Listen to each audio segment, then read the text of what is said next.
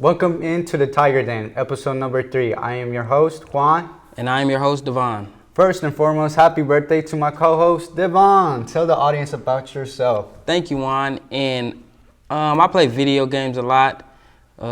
Just chill with my friends. What about you, Juan? Tell us what you do for fun.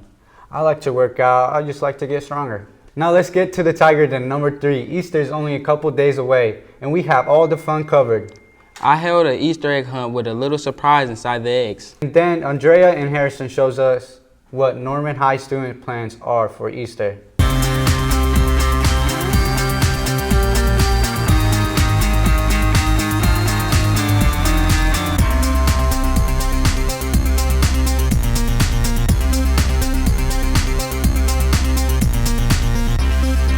Who am I here with? My name is Juan. And do you think you're going to get the best egg? Hope so. I don't want to get them nasty eggs like you told me, but hopefully I can get the good ones. Okay.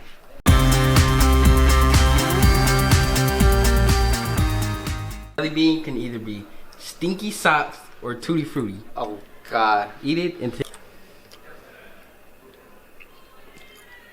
Okay, it's not stinky socks. I'm safe. Juan got tutti frutti. God. Good. Second contender. Alright, so who am I here with? Harrison Gammon. Do you think you're going to get the best egg? Probably not.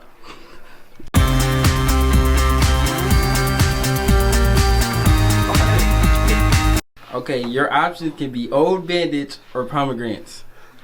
Alright.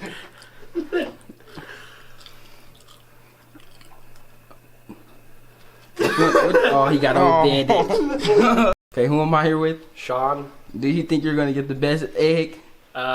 Yes.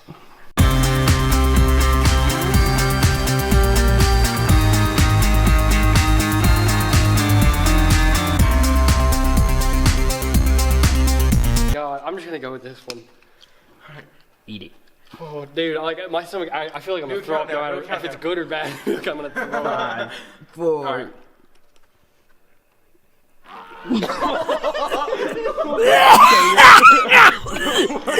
Wait, what was it? Who am I here with? Cat? Okay, do you think you're going to get the best egg? Yes, I do. Okay.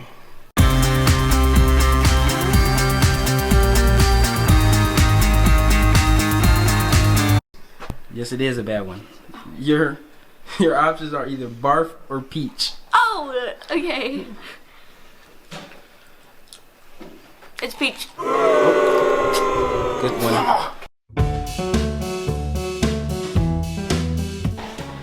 My name's Harrison and I'm here with Brian? What are you going to do for Easter and why? I'll probably hang out with my family, do Easter egg hunting with my little cousins. Is there any special activities you're going to do for Easter? Probably not really, probably just gonna What's your favorite thing to do during Easter? hang out with family and friends, What are you going to eat for Easter dinner? barbecue, whatnot. What are you gonna do for Easter and why? Probably help dye eggs with my grandparents at their house. What activities are you gonna do during Easter? Probably drum a little bit. Maybe go outside, take a walk or something. What's your favorite thing to do during Easter? Spending time with people that I love. What are you gonna do? Wait, what are you gonna eat for Easter dinner? Probably turkey. My name is Harrison and I'm here with Cotton? What are you going to do for Easter and why? I'm going to my grandma's house because it's Easter, so yeah. What activities are you going to do for, or like during Easter? Do the Easter egg hunt with my family. What's your favorite thing to do during Easter? Probably to count the money I get because my grandma puts money in the eggs. What are you going to eat during Easter dinner? Probably some kind of Mexican food. How do you celebrate Easter? The Easter egg hunt. Thank you for your time. Those jelly beans were gross. Yep. Now we go from Easter events to the people that make Norman High run. Kat and Alex took us inside another teacher's crib, and Sean took us behind the scenes of what it means to be a school resource officer. Hey Tigers, it's Kat, and today we're going to see more teacher cribs. Hi, I'm Alex, and I'm being dragged to teachers' cribs. Stop!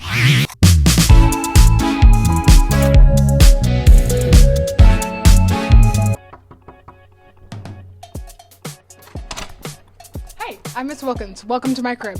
So right when you walk in the door, to the left over here, we have this wall of student work. These are really cool posters that students made for a project for Lit Circles where they have to turn their Lit Circle book into a movie, and part of that project is to create a poster. So I have these adorning the wall. They're super fun because the next year's kids get excited and are ready to do the project, which we are currently doing. So we should have new posters soon. My first hour kids who love Glen Powell and wanted to make a little shrine, and I was like, why not, as long as it's school appropriate. So there's that. Over here I have this lovely unicorn head that I inherited from a teacher who has since retired, and he's kind of random, but I think he kind of fits in with the whimsy of the room. When the bells ring, I say, "You're safe, you're loved, you're kind, you're smart, I'll see you tomorrow." And I've been doing that for the last 5 years that I've been teaching. So I also have it here on the wall. Okay, so this sign in this plant wall, I love. I got it from IKEA. My original plan was to build out this entire wall to be plants, but honestly, the project got really expensive really quick. So it's just in the middle. The hygge sign in the middle, it is a Danish word, or actually, yeah, I think it's Danish. It basically means like cozy, and I really like that. I'm really interested in Nordic culture. I feel like it kind of fits up the vibe of this room. I like to have a really cozy space for students to work and be comfortable. My first purchase when I got this job at Norman High, I got it from World Market, and I absolutely love it. This cute little tiger cub blowing out his like bubble gum. I think it is so cute, so I just paired that with these cute things. Again, IKEA basically built this classroom. Bunch of dictionary papers on the wall that are covered throughout because this is English, so obviously that fits. And it kind of goes with the theme of the space. Thank you, Miss Wilkins, for having us in your crib. Is there anything else you'd like to say? Just like to remind everyone, you're safe, you're loved, you're kind, you're smart. Have a great day. Oh, thank you, Miss Wilkins. It was so fun. It was so fun being. Oh.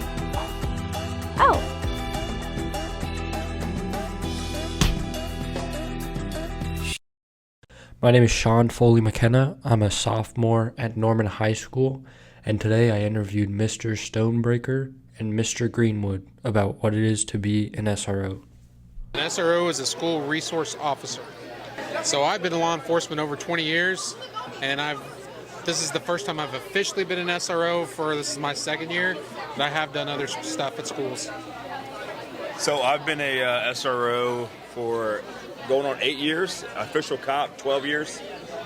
So yeah, I hopped into the SRO world pretty quickly.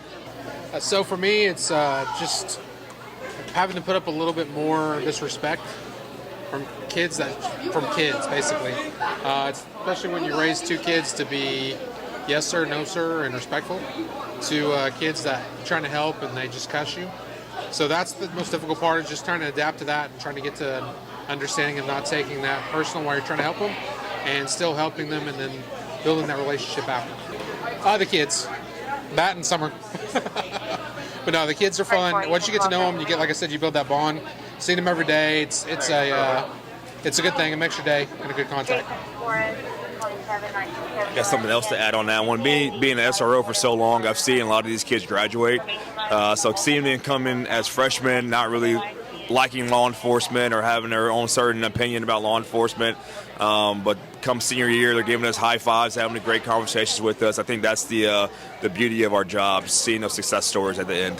I think the biggest challenge is just knowing that we see these kids every single day, and so we have to come into the job knowing that we're here to mentor and to educate, and not just to want to do law enforcement activities with them. And we're here to make sure that they know that, hey, we are real police officers, but we're not here to put you guys in handcuffs or put tickets or anything like that. We're here to motivate you to graduate. That's our biggest thing that we got to do.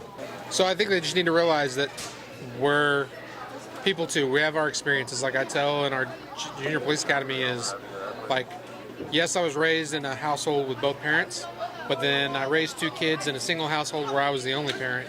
So, losing a parent, I've done that. All that stuff, I've been through a vast array of stuff in my life that might not be exactly the same, but I understand quite a bit for them to realize, hey, we're people too. We know you're going through stuff. We can sympathize and empathy with that, and we're here to help. We're not here to do anything else. You just need somewhere to be quiet for a minute. Come hang out. We won't bother you. Just get away, let out what you need to let out, and then get back on your day. For me, I ride motorcycles, and when I'm not hurt, I run. Doesn't look like it, but I do. So I'm a huge car person. For those that know my outside of school life, they know I have a lot of different vehicles every year. Just doing stuff with car stuff, doing stuff with the kids. It's usually my hobby. It takes up the majority of my time. Thank you, Ms. Wilkins, Officer Stonebreaker, and Officer Greenwood. Now we bring athletics into the gym. My co-host Juan takes us into the gym, will help us with leg day. And the Sports Sofas podcast with Harrison and Sean returns for the 3rd time installment as they preview the NBA playoffs.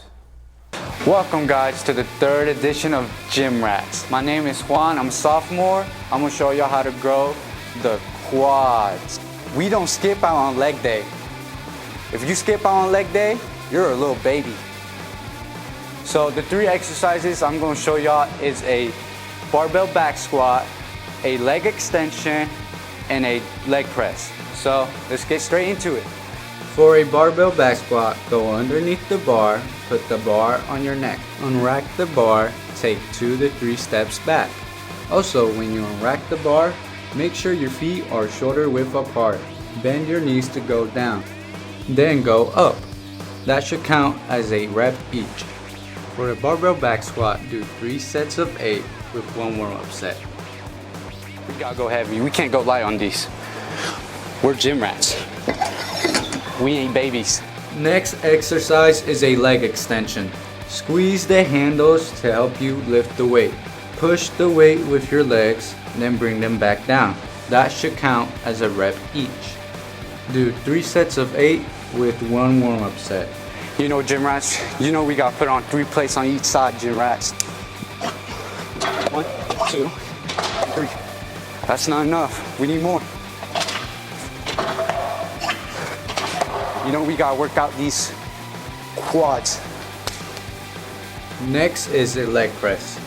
Unrack it and bring it as far as back as you can. Take a slight pause at the bottom, then push it as hard as you can.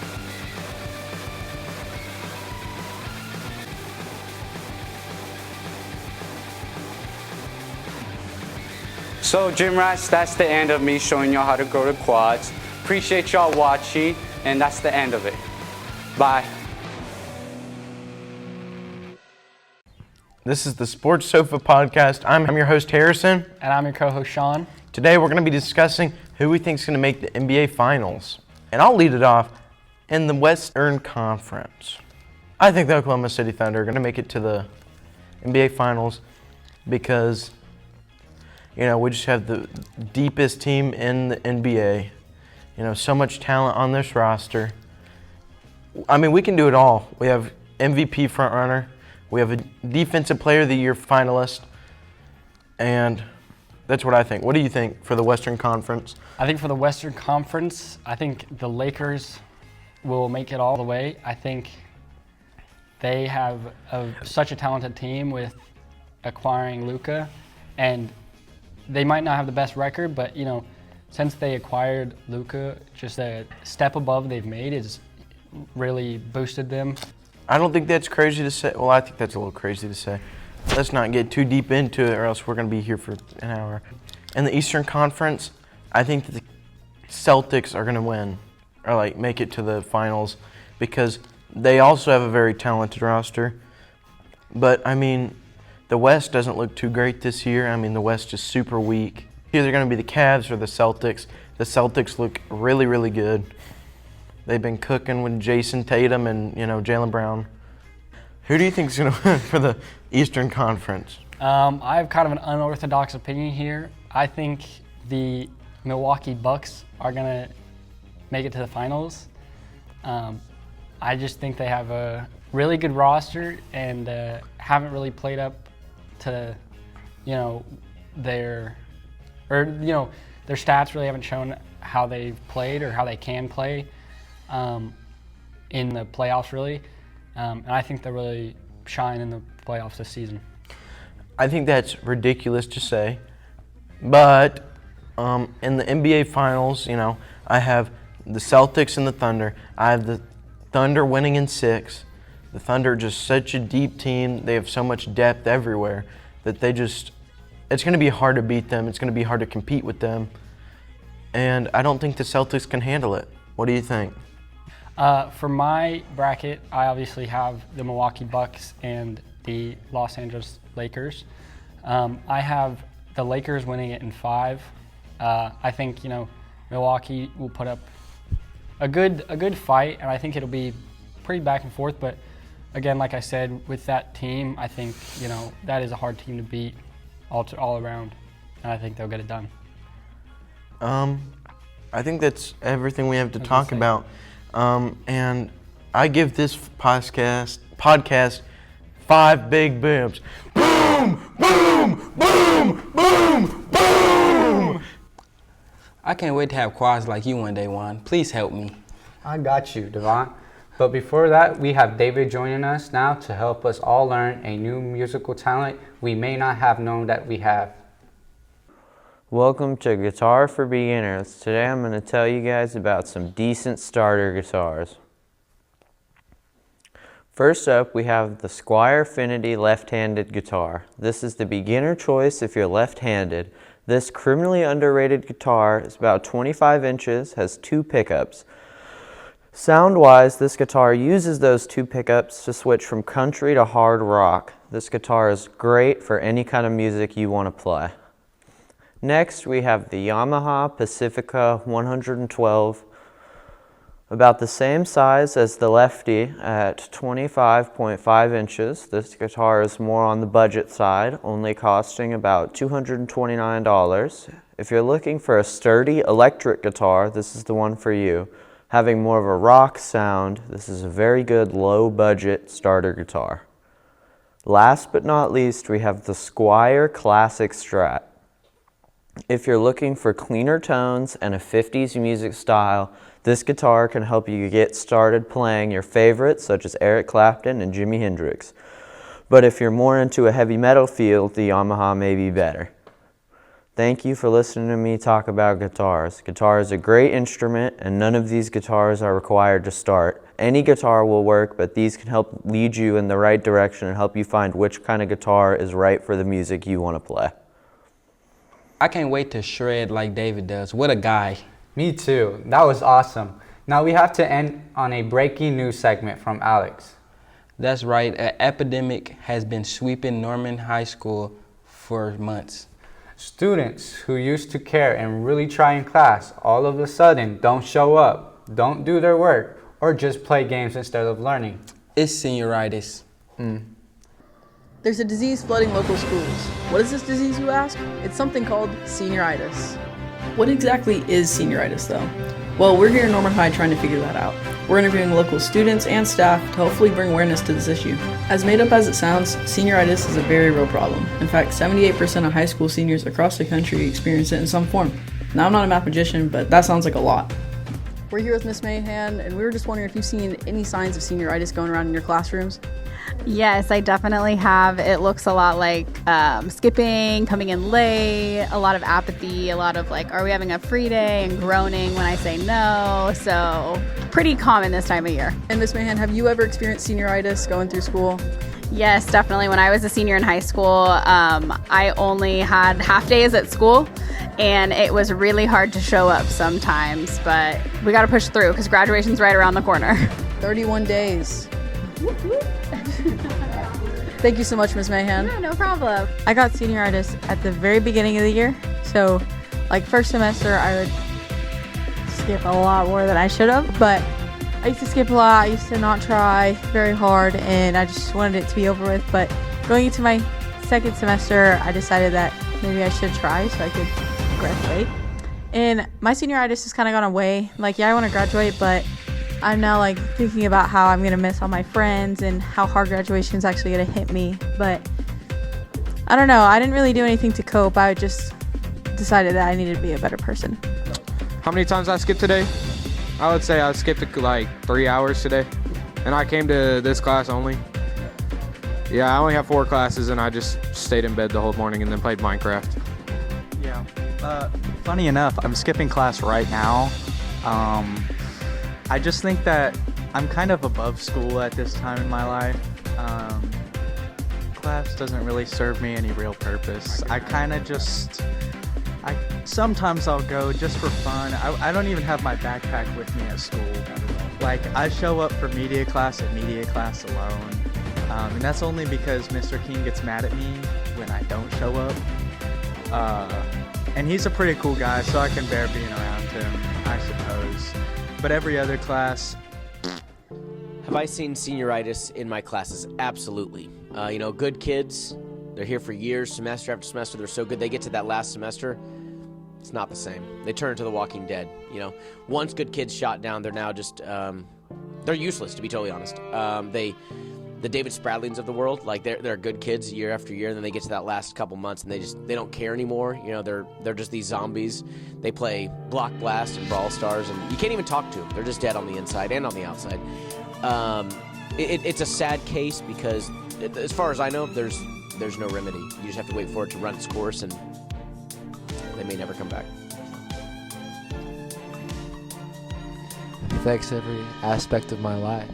I wake up in the morning and I get in my car. Sometimes I don't even make it to the car. And when I get to the parking lot, I see the gates of Norman High, and I turn around and leave. I leave.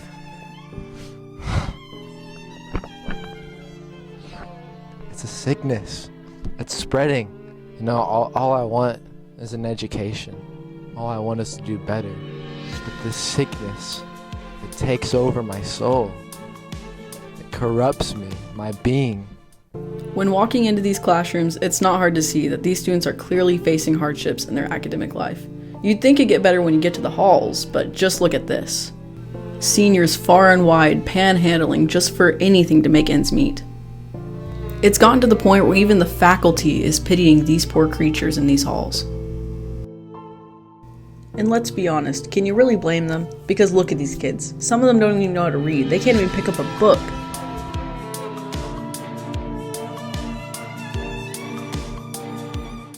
Now, as we move forward, viewer discretion is advised. What you are about to see is theater kids at their very worst. And if you've never seen theater kids at their worst, well, they always are. Most of the students that you'll see here suffer from severe scoliosis due to the strange ways that they sit.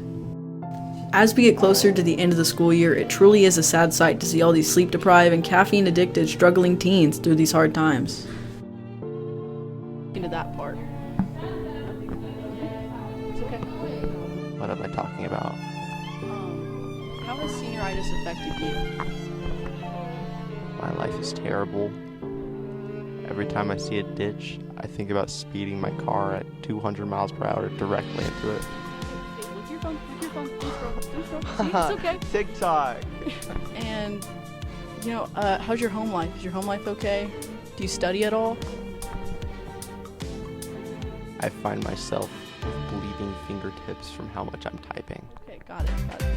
And to all the seniors out there dealing with senioritis and suffering from these conditions, just remember, there is a way out. The only way out is through.